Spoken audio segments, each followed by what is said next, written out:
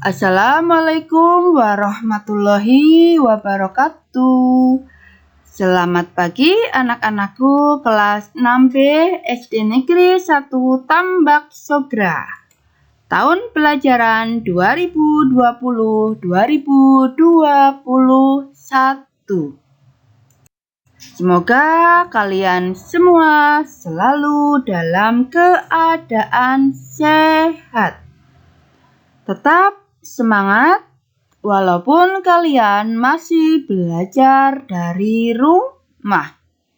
Anak-anak tetap belajar, apalagi kalian sebentar lagi akan mengadakan PAS, penilaian akhir semester 1.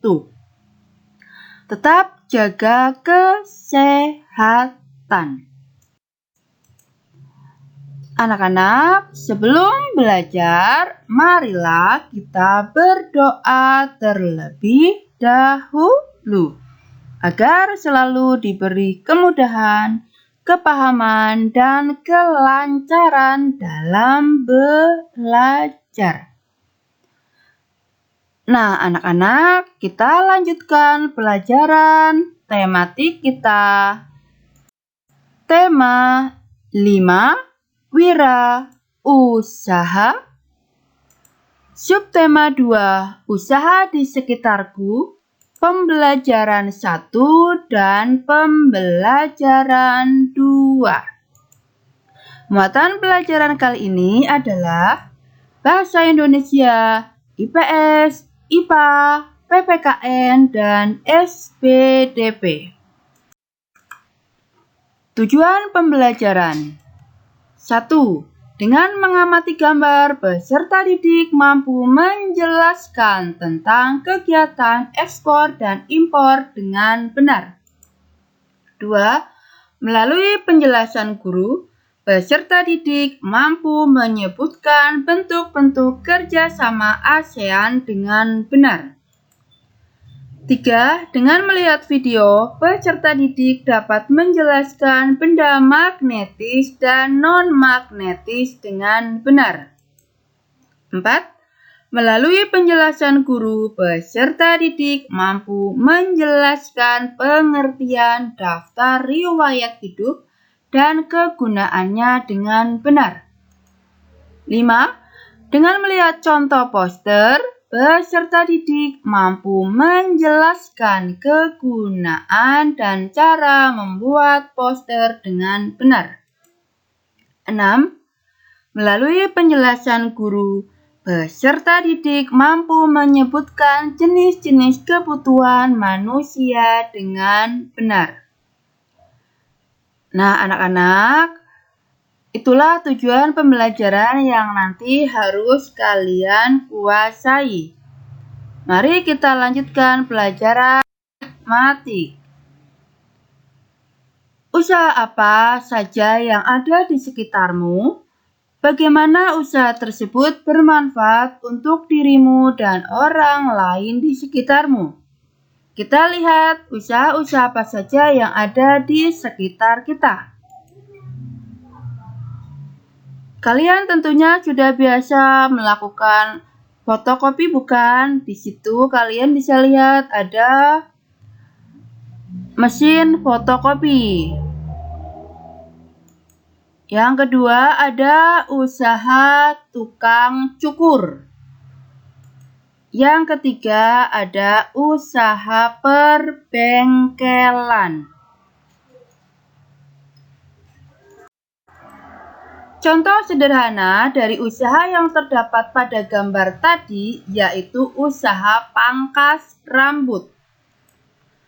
Untuk menjalankan usaha tersebut, sumber daya yang digunakan bisa berasal dari dalam negeri.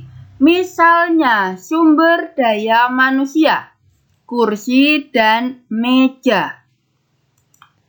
Namun, ada juga sumber daya yang berasal dari luar negeri, misalnya mesin cukur dan peralatan lainnya.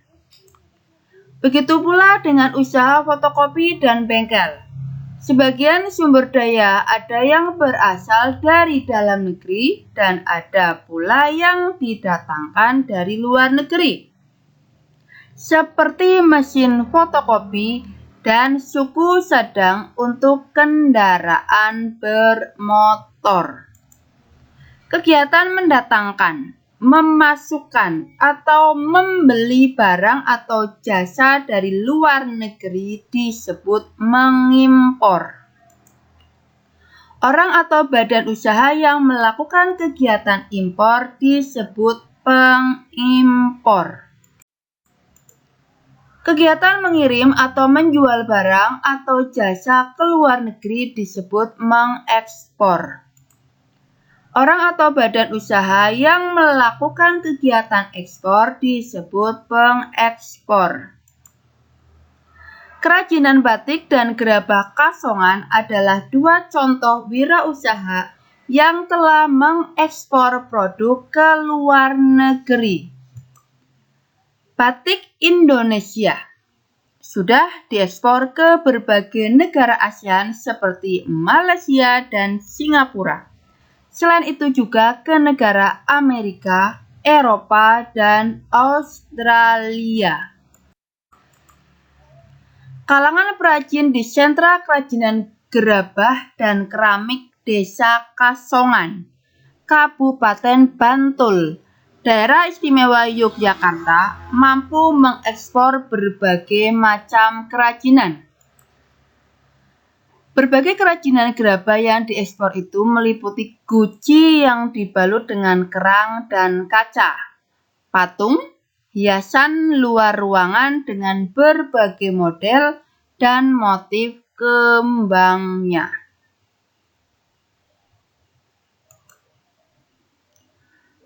Tujuan kegiatan ekspor dan impor adalah 1. Memenuhi kebutuhan dalam negeri akan barang dan jasa. 2. Mendorong peningkatan produktivitas hasil produksi. 3. Memperluas lapangan pekerjaan. 4. Menambah devisa negara. Kegiatan ekspor dan impor merupakan salah satu kerjasama ASEAN dalam bidang ekonomi. Dalam lingkup kerja, kerjasama dibedakan menjadi 3, yaitu 1. Kerjasama regional atau kerjasama yang dilakukan oleh negara-negara dalam satu kawasan. Misalnya, negara-negara di kawasan Asia Tenggara membentuk ASEAN. Negara-negara Eropa membentuk Uni Eropa. 2. Kerjasama bilateral atau kerjasama antar dua negara. Misalnya, Indonesia dengan Malaysia, Singapura dengan Thailand. 3. Kerjasama multilateral atau kerjasama yang dilakukan banyak negara dan berasal dari berbagai kawasan, misalnya PBB. Contoh-contoh kerjasama ASEAN. 1. Bidang ekonomi. A. Pembukaan pusat promosi ASEAN di negara Jepang. B. Penyediaan cadangan pangan. C. Penyelenggaraan proyek industri. Contohnya, ASEAN Aceh Fertilizer Project merupakan pabrik pupuk di Aceh, Indonesia. ASEAN Urea Project merupakan pabrik pupuk di Malaysia. ASEAN Copper Fabrication Project merupakan pabrik industri tembaga di Filipina.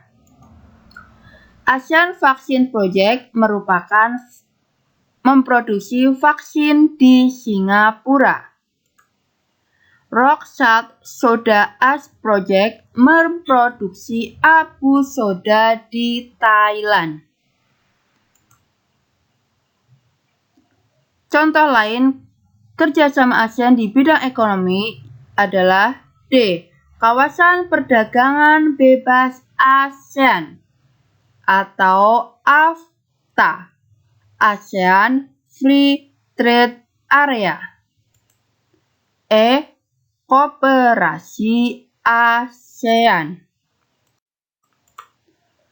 2. Kerjasama ASEAN dalam bidang politik. Contohnya, Defense Minister Meeting atau ADMM merupakan pertemuan rutin Menteri Keamanan negara-negara anggota ASEAN. B. Pengiriman duta dan konsul. C. Perjanjian ekstradisi ASEAN merupakan kerjasama politik dalam menangani tersangka kejahatan yang melarikan diri ke kawasan negara-negara ASEAN. Melalui perjanjian ekstradisi, negara-negara di ASEAN dapat melakukan kerjasama untuk mengembalikan tersangka ke negara asalnya. Contoh kerjasama ASEAN bidang politik selanjutnya adalah Perjanjian Kawasan Bebas Nuklir atau SEANWVZ, Southeast Asia Nuclear Weapon Free Zone.